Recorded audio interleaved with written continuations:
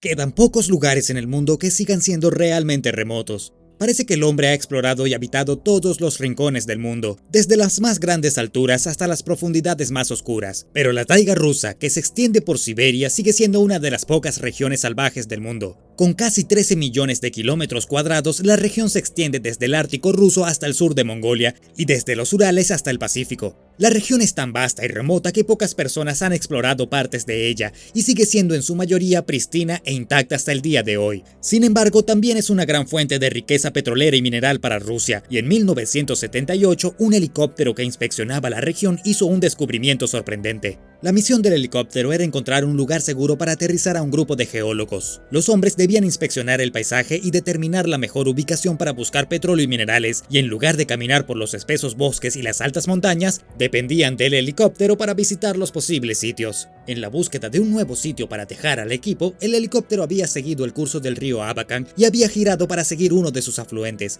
pero no había tenido suerte encontrando un claro. Los gruesos pinos se apretujaban tanto que no había lugar para un aterrizaje seguro. Cuando el helicóptero se detuvo a lo largo de un valle estrecho con paredes empinadas, el piloto de repente vio algo antinatural y que no debería existir. Un pequeño claro con varios surcos profundos yacía a 2000 metros de altura en la ladera de una montaña, y el helicóptero hizo varias pasadas para que la tripulación pudiera determinar que realmente habían descubierto lo que creían, un jardín para cultivos. De regreso a la base, los pilotos informaron a los geólogos lo que habían descubierto. La noticia asombró y preocupó al equipo, ya que estaban a más de 240 kilómetros de la ciudad más cercana, y toda esa región estaba inexplorada. Se suponía que no había nadie, y como dijo más tarde uno de los geólogos, la idea de encontrarse con extraños en la espesura era más peligrosa que encontrarse con un oso u otro animal salvaje. No obstante, el equipo decidió investigar el sitio. Recogieron obsequios de buena voluntad en sus mochilas y se prepararon para caminar hasta el lugar encontrado por los pilotos. A pesar de sus esperanzas de que reunirse con estos extraños saliera bien, varios geólogos llevaban pistolas cargadas, solo por si acaso. El equipo pronto partió al sitio, y a unos pocos kilómetros comenzaron a encontrar evidencia humana. Alguien había talado un gran tronco y lo había hecho rodar para formar un puente sobre un arroyo, e incluso había abierto un camino a través del bosque. A lo largo de ese camino, los geólogos tropezaron con un cobertizo, dentro del cual había contenedores hechos de corteza de abedul y rellenos de papas secas cortadas. Este descubrimiento confirmó lo que los pilotos habían visto en la montaña. Sin embargo, un poco más allá del cobertizo, el equipo hizo otro descubrimiento asombroso. Una pequeña choza, construida con corteza de árbol, ramas e incluso tablas, estaba sentada al lado del pequeño arroyo. Claramente había estado allí mucho tiempo, ya que la madera se había ennegrecido con el tiempo. Al principio, los geólogos asumieron que era simplemente otro almacén, pero luego vieron una pequeña ventana cuadrada, la única fuente de iluminación de la cabaña. Luego, con un lento crujido y un gemido, se abrió una pequeña puerta. Un anciano salió de la cabaña e inspeccionó con cautela a los geólogos. Iba descalzo y vestía una camisa hecha con sacos y que había sido reparada a lo largo de los años. Sus pantalones también estaban hechos de tela de saco y su cabello rebelde era un desastre que hacía juego con su barba igual de descuidada. El anciano parecía aterrorizado por el equipo e inseguro de qué hacer, y para romper la tensión uno de los geólogos gritó: «Saludos, abuelo, hemos venido de visita». El anciano vaciló, pero luego respondió en voz baja: «Bueno, ya que han viajado tan lejos, es mejor que entren». Los geólogos entraron vacilantes en la pequeña cabaña, agachándose para entrar por la puerta. En el interior el suelo estaba cubierto de tierra desnuda cubierta con cáscaras de patatas y de piñones, y troncos de madera podridos impedían que el techo se derrumbara. No parecía una casa o siquiera una choza, más bien era una madriguera como la que hacen los castores para refugiarse durante el invierno. Un pequeño fuego ardía en el interior con un agujero en el techo para ventilar el humo. La ventana diminuta era la única fuente de iluminación, y la luz que entraba caía sobre una familia de 5. El hombre compartía la cabaña con sus 2 hijos y 2 hijas. Las hijas estaban aterrorizadas por los visitantes. Una de ellas se escondió detrás de un tronco y gritó: «Esto es por nuestros pecados, nuestros pecados». Los geólogos se dieron cuenta de que estaban aterrorizando a la familia y decidieron salir de la cabaña. Los hombres se dispusieron a almorzar a unos metros y después de media hora la puerta de la cabaña se abrió con un chirrido y el anciano y sus hijas se unieron a los geólogos. El hombre hablaba buen ruso y era comprensible, pero las hermanas se hablaban en una versión distorsionada del idioma. Claramente nunca antes se habían encontrado con otras personas, y su aislamiento de por vida había afectado gravemente su habla. Los geólogos ofrecieron a la familia algo de su comida, mermelada, té y pan, pero las hijas dijeron: «No se nos permite eso». Asombrados, los científicos le preguntaron al padre si alguna vez habían comido pan. Respondió que él sí, pero que sus hijas nunca antes lo habían visto. El equipo decidió dejar a la familia en paz, aunque no sin darles algunos suministros como regalo. Durante los siguientes años, los geólogos continuaron visitando a la familia y aprendiendo más sobre ellos. El padre se llamaba Karplikov y había sido miembro de la Sociedad Rusa. Era miembro de los Viejos Creyentes, una secta ortodoxa rusa fundamentalista y un objetivo frecuente de la persecución del gobierno ruso. Durante el reinado de Pedro el Grande habían sido perseguidos junto a otros fundamentalistas y en un intento por modernizar Rusia grabó el uso de barbas largas, creyendo que eran un símbolo de creencias anticuadas. Y si no podías pagar el impuesto, te cortaban la barba a la fuerza.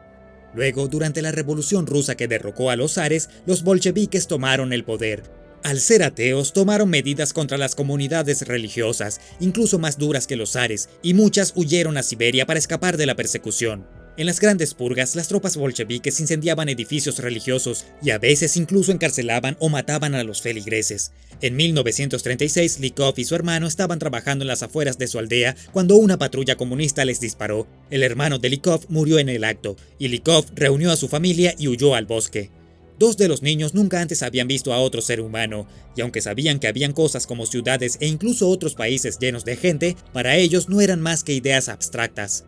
Su educación había consistido en lecciones de lectura y escritura llevadas a cabo con la ayuda de una antigua Biblia familiar, junto con algunos otros textos religiosos. Cuando se le mostró una foto de un caballo, una de las hijas lo reconoció por las historias bíblicas, pero nunca había visto al animal en persona y mucho menos una fotografía. La familia se había ido adentrando más y más en el bosque durante años, aterrorizada por la persecución comunista. Al final se asentaron en el lugar donde fueron descubiertos a 240 kilómetros de la ciudad más cercana. Llegar allí incluso con la ayuda de un bote era difícil, pero la familia había aprendido a vivir aislada. Sin embargo, enfrentaron muchas dificultades y la mayor parte de su ropa estaba hecha de tela de cáñamo, ya que sus prendas originales se habían desgastado hacía décadas. La familia recolectaba la comida que podía en verano, pero como no tenían forma de reparar los hervideros que se habían oxidado, no podían cocinar la mayor parte. Esto significaba que vivían de una dieta de empanadas de papa mezcladas con centeno molido y semillas de cáñamo. Sin embargo, la naturaleza que los rodeaba ofrecía muchos piñones y bayas durante la corta primavera y el verano, y los tres hombres cazaban atrapando animales cuando podían.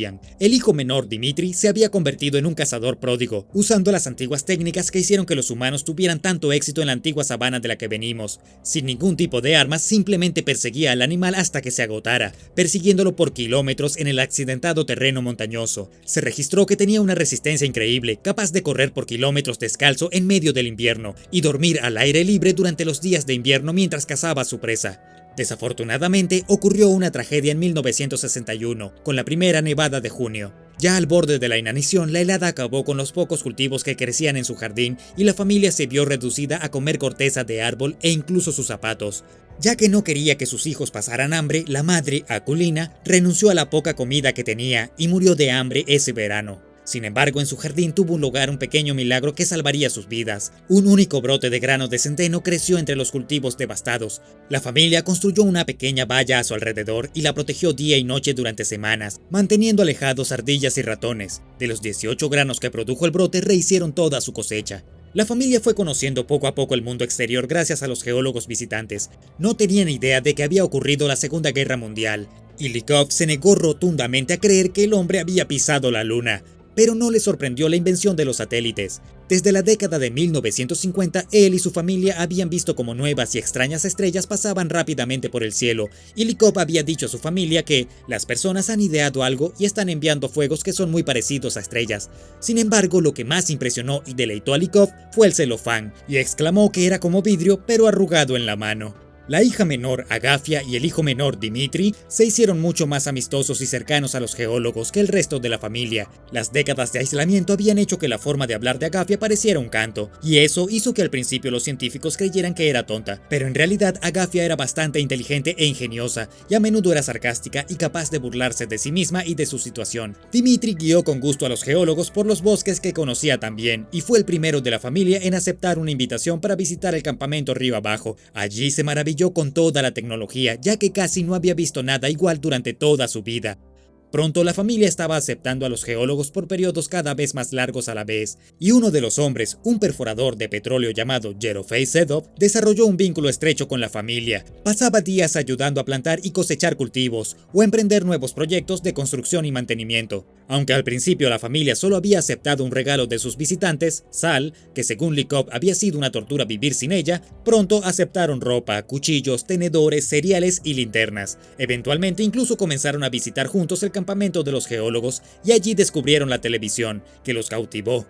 A menudo los miembros de la familia oraban pidiendo perdón después de ver la televisión, creyendo que había sido un pecado. Lamentablemente, la familia entró en rápida decadencia poco después de restablecer el contacto con el mundo exterior. Debido a su dieta, 2 de los jóvenes, el hijo e hija mayor, murieron de insuficiencia renal pocos años después de la primera visita. Dmitri, el amigo más cercano de los geólogos, murió de neumonía, quizás provocada por una infección contraída de uno de los visitantes. Al no tener contacto previo con el mundo exterior y sus gérmenes, su cuerpo no pudo combatir la infección. Los geólogos suplicaron a la familia que les permitieran pedir un helicóptero y llevar a Dmitri a un hospital, pero él mismo se negó. Sus últimas palabras fueron un susurro: "No se nos permite eso, un hombre vive el tiempo que Dios concede". Para 1981, 3 de los miembros de la familia estaban muertos, y el 16 de febrero de 1988, 27 años después del día en que su esposa murió de inanición, el padre falleció. Con la ayuda de los geólogos, Agafia, la hija menor, enterró a su padre. Los científicos habían descubierto hacía tiempo a familiares que habían sobrevivido a las purgas y vivían en sus aldeas originales, y se ofrecieron a acoger a Agafia, pero ella rechazó su oferta. Agafia permaneció en la montaña que había conocido toda su vida. Hoy tiene más de 70 años y todavía vive en esa ladera, aunque nadie la ha visitado durante años y es probable que ya se haya unido a su familia. ¿Crees que podrías vivir durante décadas en la naturaleza sin tecnología? ¿Qué te haría huir de la civilización? Déjanos saber en los comentarios. Y como siempre, si disfrutaste el video, no olvides dar me gusta, compartir y suscribirte para más contenido.